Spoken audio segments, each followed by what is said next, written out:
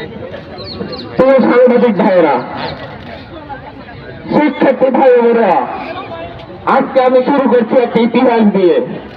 1964 সালে ইউরোপে একটি সংগঠনের জন্ম হয়েছিল, নাম দেওয়া হয়েছিল ইসকন। তার প্রতিষ্ঠাতা ছিল স্বামী প্রভুপাদ।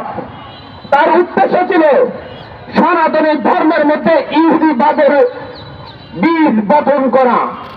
তৎকালীন সনাতনী ধর্মের ধর্মগুরুরা এর তীব্র নিন্দা জানিয়ে স্বামী প্রভুপাদের ভারতীয় উপমহাদেশে প্রবেশের উপর নিষেধাজ্ঞা দিয়ে দিয়েছিল। স্বামী প্রভুপাদ যখন ভারতীয় উপমহাদেশ থেকে বিতাড়িত হয়েছিলেন, তখন তার সঙ্গে ছিল ইহুদিবাদী বিভিন্ন এজেন্টরা। তার সঙ্গে ছিল ইহুদি এজেন্টগুলা। তাদের উদ্দেশ্য ছিল এই উপমহাদেশে ইসকনের মাধ্যমে সনাতনী ধর্মের ভাই বোনদের ধর্মীয় অধিকার কেড়ে নেওয়া, এই দেশের জঙ্গিবাদী কার্যক্রম পরিচালনা করা। আপনারা যদি ইতিহাস লক্ষ্য করেন, রাজধানীর শনিবাগের সনাতনী ভাইদের মন্দির এই ইসকনের উগ্রবাদীরা দখল করে নিয়েছে। এই ইসকনের উগ্রবাদীরা সিলেটে 2019 সালে রথযাত্রায় হামলা করেছিল। এই উগ্রবাদীরা কুড়িগ্রামে একটি গ্রাম থেকে আমাদের সনাতনী ভাই বোনদেরকে তাড়িয়ে দিয়ে ইসকনরা দখল করে নিয়েছিল। ইসকন মানে সনাতনী নয়। আমার সামনে এখানে মিডিয়ার শত মিডিয়া আছেন, আপনাদেরকে গত কয়েকদিন লক্ষ্য করেছি চিন্ময় দাসের প্রতিটি প্রোগ্রামকে আপনারা সনাতনীদের প্রোগ্রাম হিসেবে উপস্থাপন করেছেন। আপনারা কি করে এটা পারেন? আপনারা কি ইসকনের লক্ষ্য উদ্দেশ্য দেখেন না? আপনারা কি মনে করেন চিন্ময় দাস মানে সকল সনাতনী? আপনারা কি মনে করেন ইসকন মানে সনাতনী? তাহলে এই যে হাজার হাজার সনাতনী ভাইরা ইসকনের বিরুদ্ধে জঙ্গি ইসকনের বিরুদ্ধে আমার সনাতনী ভাইরা প্রতিবাদ জানাচ্ছে, তারা কারা? ইসকন মানে সনাতনী নয়, ইসকন মানে জঙ্গি সংগঠন। চিন্ময় দাস মানে হিন্দু ধর্মাবলম্বী নয়, চিন্ময় দাস মানে ইহুদিবাদীর অনুপ্রবেশ ঘটানোর সেই স্বামী প্রভুপাদের বক্তব্য। আপনারা ইন্ডিয়াতে দেখেন, ইন্ডিয়ার অধিকাংশ হিন্দু ভাইয়েরা বোনেরা এই ইসকনের বিরুদ্ধে রাজপথে নেমেছে। আপনারা পশ্চিমবঙ্গের নির্বাচনের আগে দেখেন, ইসকনের বিরুদ্ধে মমতা ব্যানার্জির বক্তব্য দেখেন, তারা কিভাবে উনি বলেছেন যে বাংলাদেশে এই উপমহাদেশে ইসকন জঙ্গিবাদ চালাচ্ছে, উগ্রবাদিতা চালাচ্ছে। এই দেশে লাখো সনাতনী ভাই বোনদের বসবাস, তারা সকলেই চিন্ময়কে প্রভু মানে না, তারা সকলেই চিন্ময়কে তাদের ধর্মগুরু মানে না। এদেশের লাখো সনাতনীরা চিন্ময়কে তাদের ধর্মের শত্রু মনে করে।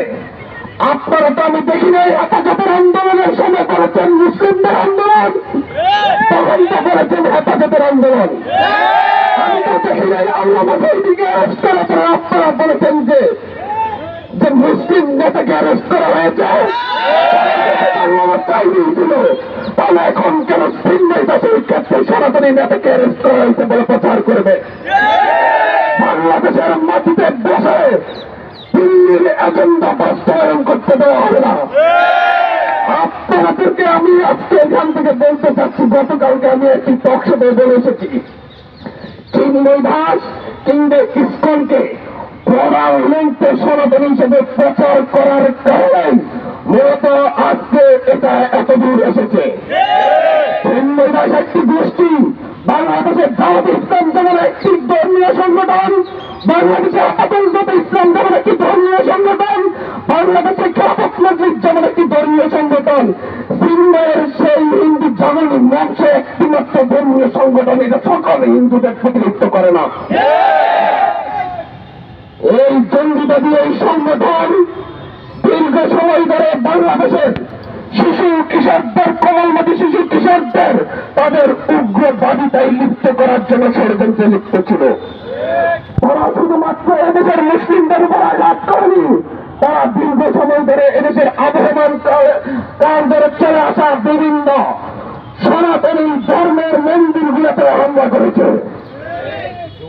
এই ইসকনের সদস্যরা আজকে শুধুমাত্র এখানে আমাদের আলিফ ভাইকে হত্যা করেনি, আপনারা ভুলে যাবেন না, পাহাড়ি অঞ্চলে মুসলিম একজন ইমামকে হত্যা করে দিল।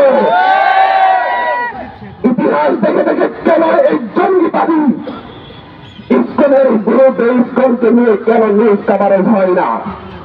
কেন তাদের লক্ষ্য উদ্দেশ্য ধরে ধরে কেন নিউজ কাভারেজ হয় না?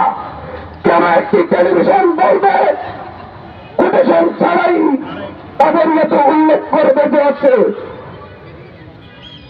আলিফকে হত্যা করেছে মুসলিম আইনজীবীরা, হিন্দু বলে হত্যা করেছে, এই কথা কিভাবে আসবে? এটা উদ্দেশ্য প্রণোদিত ভাবে হয়েছে। আজ বলতে যাচ্ছি বিভিন্ন মিডিয়া পরিচালনা পর্ষদে কামরুল ইসলামের ভাই বসে আছে একদিকে কামরুল ইসলামের 5ই আগস্ট কিন্তু আমরা রক্ত নিয়ে মিটিং নাই, আমার ভাই রক্ত দিয়েছে সেই দিল্লির এজেন্ডা বাস্তবায়নের জন্য নয়। দিল্লিতে দেশের শেখ হাসিনা আর সেই দেশের মোদীকে নিয়ে আমার বাংলার মাটির দিকে হাত বাড়াচ্ছে। এই দেশের মসজিদের দিকে সেই দিল্লি থেকে যে দরজায় হাত বাড়াবে সেই হাত ভেঙে গুটিয়ে রেখে দেওয়া হবে। সেইটা চিহ্ন দেশের উপর, ইস্কনের উপর, আনসার লীগের উপর, যেটার উপর এই হাত ভেঙে দেওয়ার জন্য এদেশের মানুষ প্রস্তুত।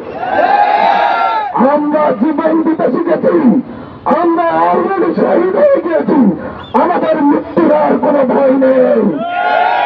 আমাদেরকে আরেকবার মরতে বাধ্য করবেন না। আমাদের আলিফ ভাইয়ের বাবা যে ধৈর্যের পরিচয় দিয়েছেন, এটাকে আপনারা দুর্বলতা ভাববেন না, এটা আমাদের প্রস্তুতি মাত্র। সেই পশ্চিমবঙ্গে বসে নিজের রাজ্যে গোহারা হয়ে শুভেন্দু অধিকারী নাকি আমার দেশের সীমানার অপদের ঘোষণা দেয়। শুভেন্দু অধিকারীর বাড়ি অপেক্ষার জন্য সেই কলকাতার ভাই বোনের অপেক্ষা করছে। বাংলাদেশের এই দেশের জনগণ এখন আর 5ই আগস্টের পূর্ববর্তী জনগণ নেই। 5ই আগস্টের পরিবর্তনের পরে এখন আর এই বাংলাদেশের দিল্লির দালাল আর কীটবাসগুলা নেই। প্রত্যেকটা কলকাতায় পালিয়ে গিয়েছে, দিল্লিতে পালিয়ে গিয়েছে। বাংলায় যারা আছে সবাই দেশপ্রেমিক। এই দেশপ্রেমিকদের মধ্যে এখন আছে এই দিল্লির দালালদের সেই ফুল চাপটা এখন লুকিয়ে আছে।